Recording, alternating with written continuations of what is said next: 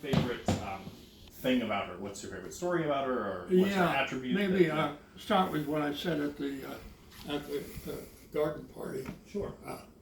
One of the best known stories about Frances Perkins is how she responded when the new American president, Franklin Delano Roosevelt, informed her that he was appointing her Secretary of Labor, the very first woman ever to serve as a member of an American cabinet after a century and a half history of the U.S. Republic. Instead of being overwhelmed by this honor, she presented him with a list of demands. And they included what became the Social Security Act of 1935 and the Wages and Hours Law, the Fair Labor Standards Act of 1938, two path-breaking pieces of legislation that continue to affect American workers today.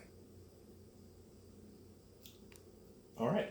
And what do you think? What do you think people today should take from Frances Perkins? If they, what should they know about her, and how should that inform what they do today?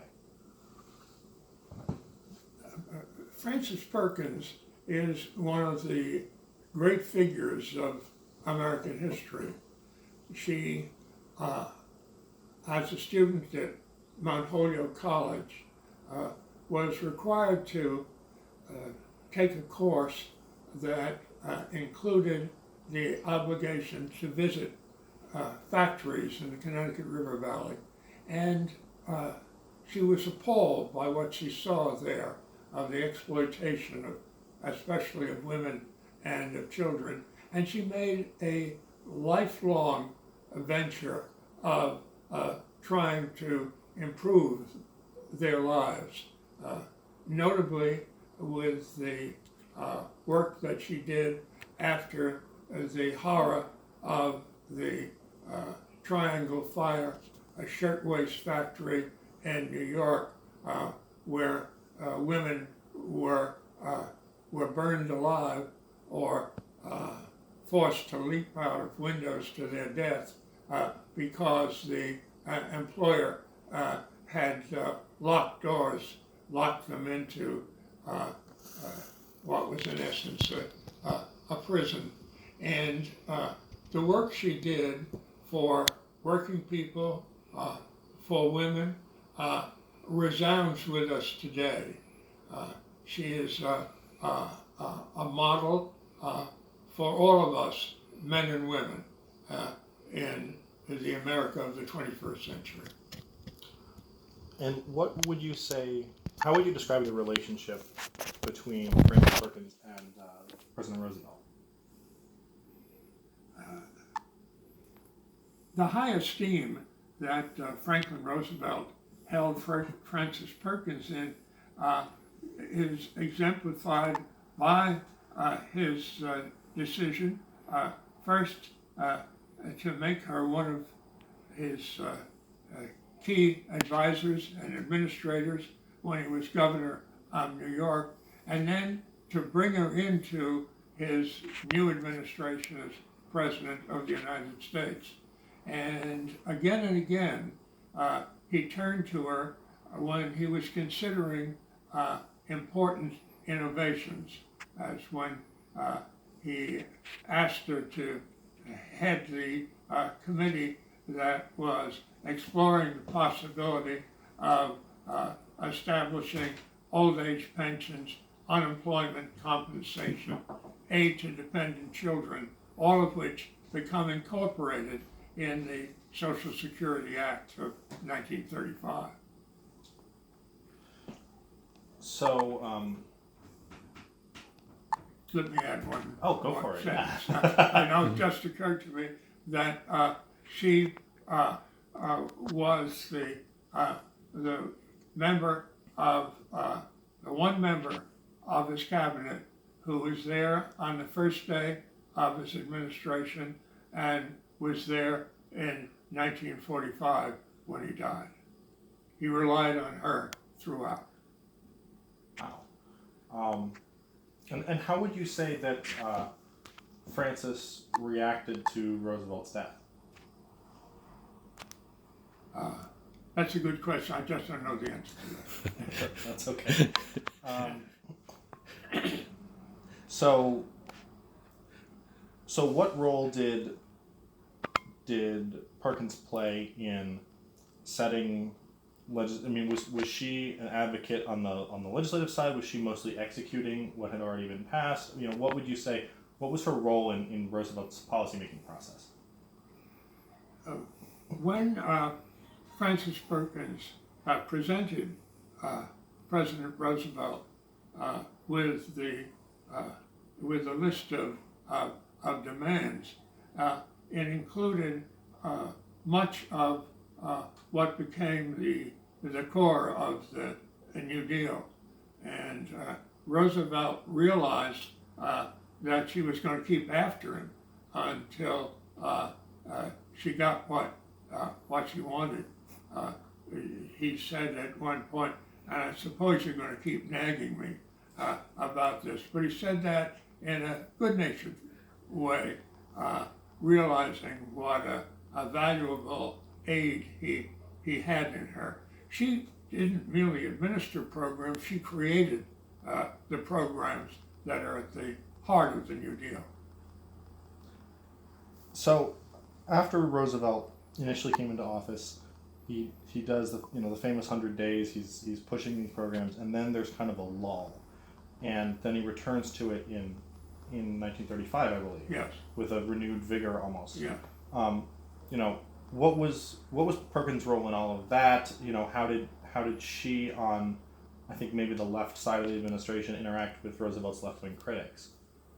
Lots of historians talk about there being two New Deals, one in 1933 and the other in 1935, but that emphasis, I believe, is exaggerated, because what happens in between is that he asks Francis Perkins to head a committee on economic security in 1934, and the reason for the distinction between 1933 and 1935 is that it takes a good while to put together a workable program and one that has any hope of being accepted by the Supreme Court as constitutional.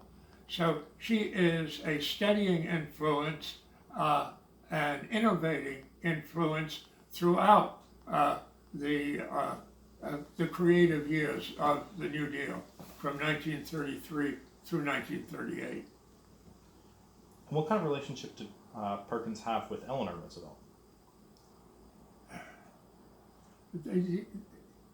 I'm not sure there's anything there that's going to be useful to you. And I noticed my friends at the Francis Perkins Center never want to talk much about Eleanor Roosevelt because she is an alternate figure grabbing attention, exhausting attention. Yeah. Well, that's okay. I mean, we'll get the history, and then we'll take the bits of the history that are the most helpful. Right. But so along with Perkins, who else would have been the key, either cabinet figures or aides in the push for the New Deal and the implementation of it, and how did they all work together? The most important figure in Roosevelt's governorship, who went to Washington to the New Deal with Francis Perkins, was Harry Hopkins. So when, particularly in 1935, when Francis Perkins is helping to put through the Social Security Act, Harry Hopkins is heading the Works Progress Administration, the WPA, that is building schools and highways and other monuments that change the American landscape, and that few people recognize are the source of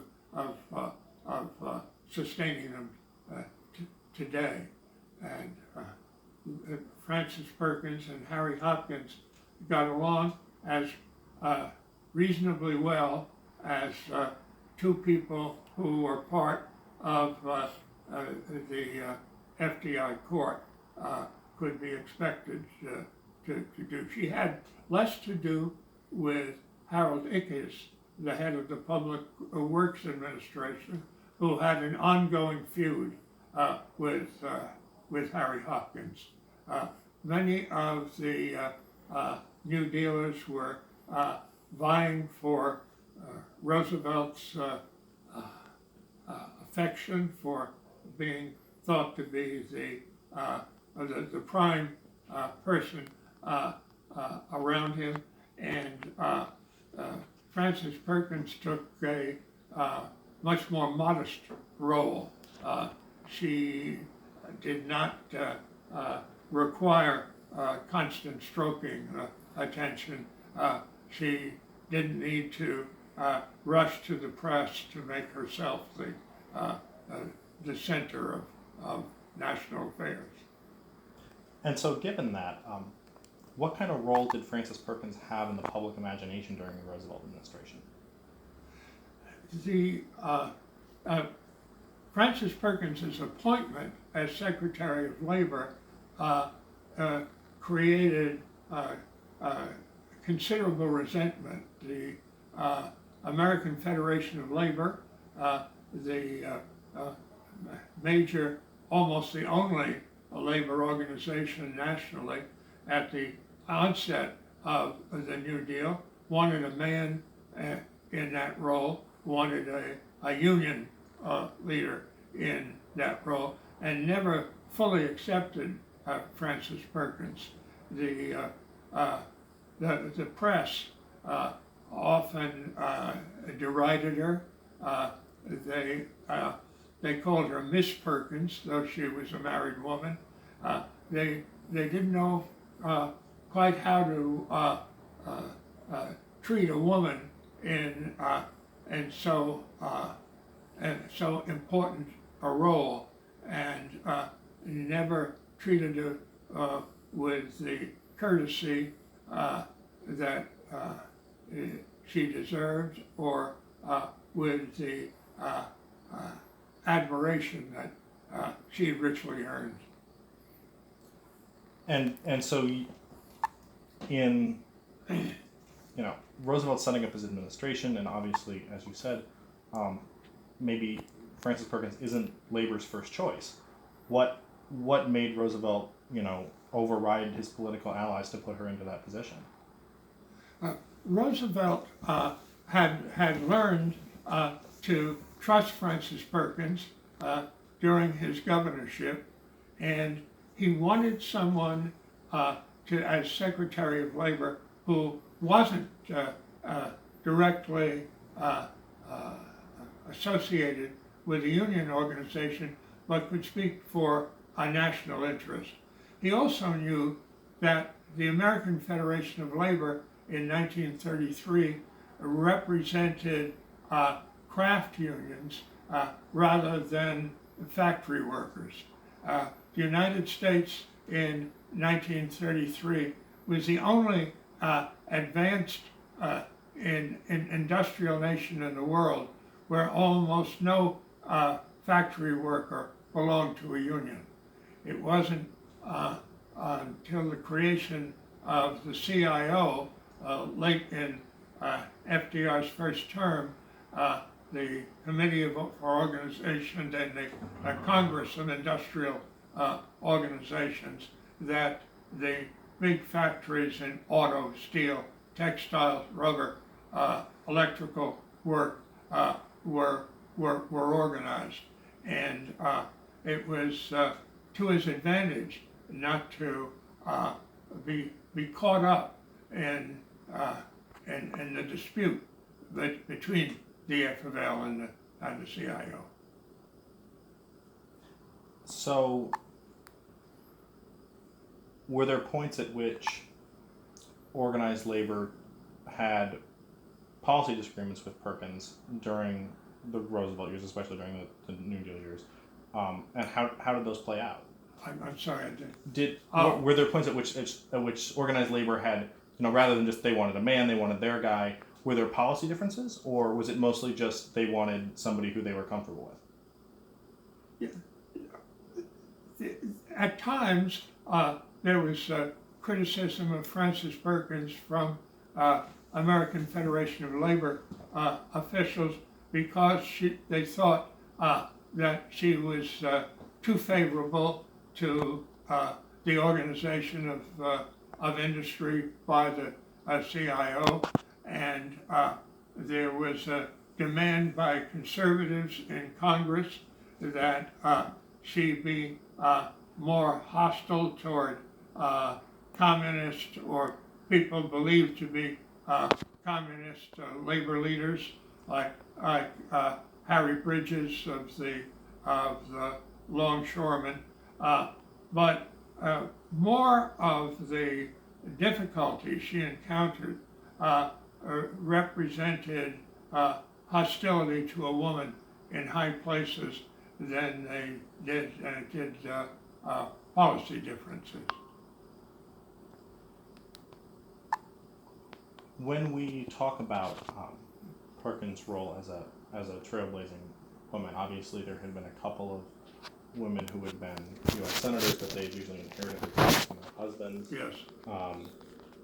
And there certainly weren't women who were in high roles at companies. So how did Perkins, was she appreciated in her time as a trailblazer, or is that sort of something we're seeing retroactively? One of the big breakthroughs that Franklin Roosevelt was his changing of the nature of the federal leadership. It was a government when he took over that historically had been male, white,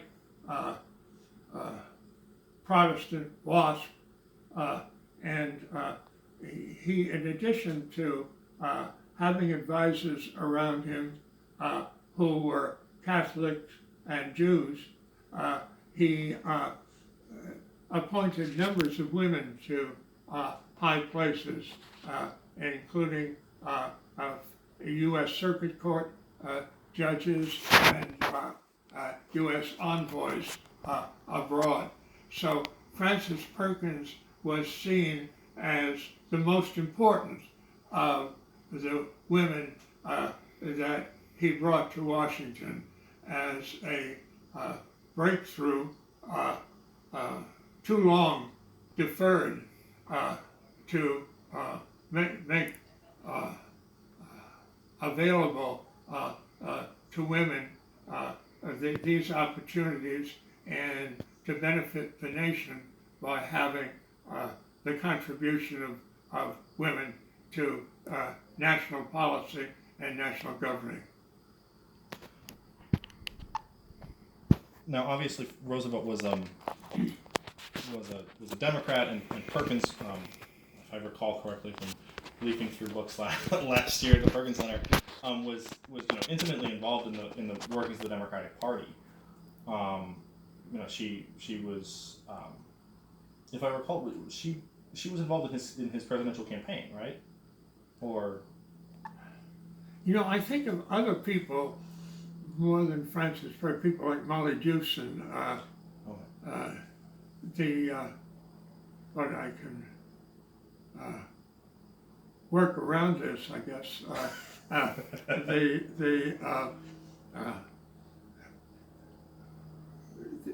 When Roosevelt runs for the presidency in 1932, women have been voting in national elections for only 12 years.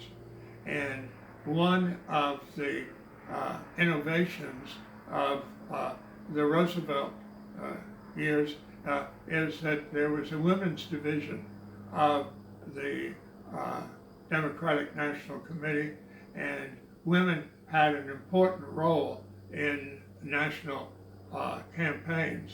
And Frances Perkins became one of the significant figures in the increased role of women, not just in policy making and administration, but in political campaigning.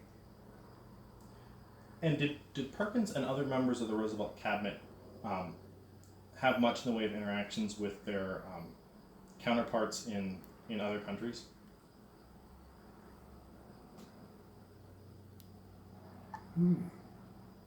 That's a good question. I don't know about her. I can say something. May not be good. Okay. It's a lot easier to ask questions than answer them. Roosevelt's New Deal was a model for much of the rest of the world. In Belgium, there was a New Deal party. David Lloyd George attempted to regain power by proposing a New Deal for Great Britain. Léon Blum and the Front Populaire in France owed a great deal to the New Deal. The Roosevelt administration, in turn, took as its model what was developing at a time of totalitarianism abroad in those countries that managed to increase social planning but maintain democratic values, democratic institutions. Notably, as we developed in a book by the Washington correspondent Marcus Childs, Sweden, the Middle Way.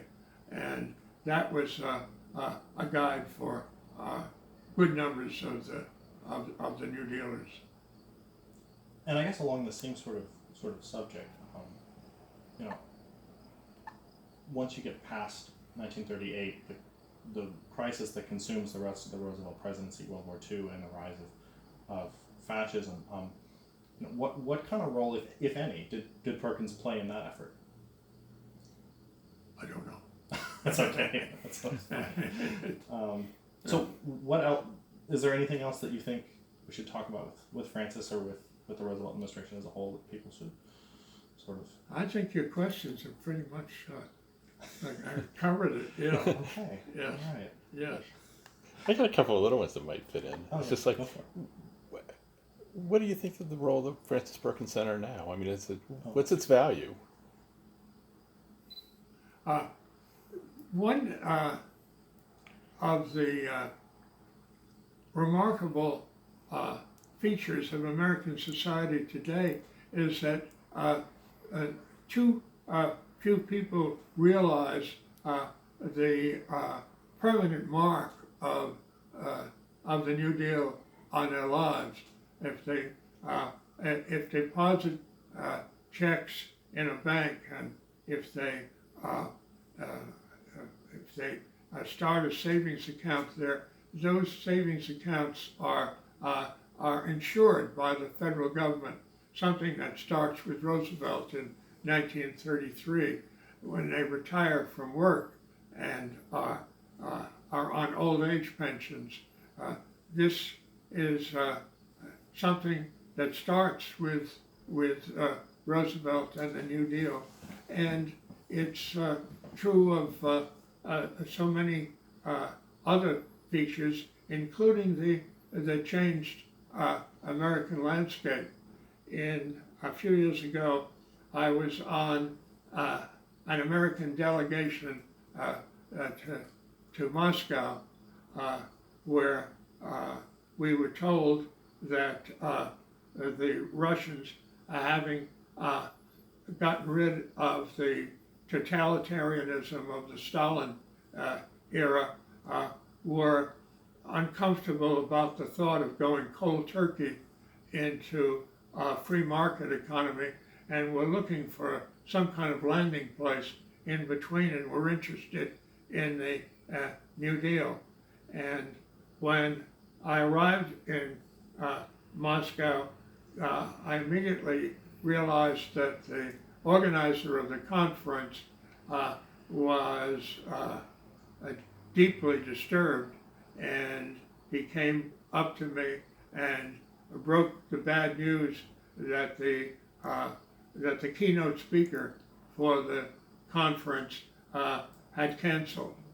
And he said to me, "You are going to have to be the keynote speaker."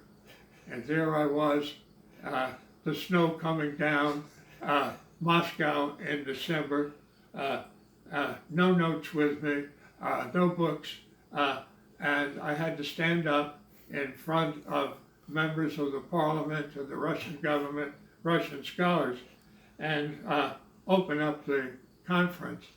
And what I did was to tell the audience that if they flew into LaGuardia Airport and if they crossed over on the Triborough Bridge and went down on the FDR Drive in Manhattan and left town through the Lincoln Tunnel, that all of these were legacies of the New Deal.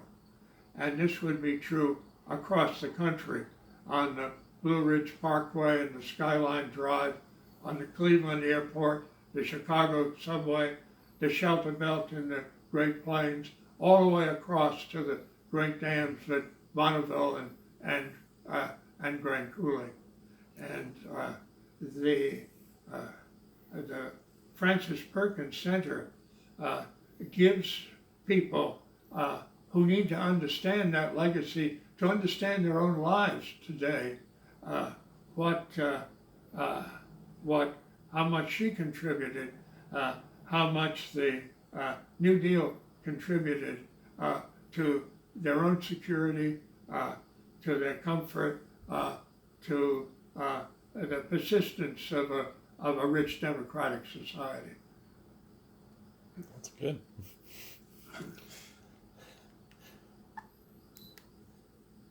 You should get one more answer for your old Bates history department. And ask about, you were asking if people about why study history. Oh, I should do that. I should do that. Okay. All right. So why should people study history? Well, someone who doesn't know history is an amnesiac with no memory of his or her own past, with no sense of personal identity, unable to navigate through the institutions with which that person has to cope now and will have to cope all the rest of their lives.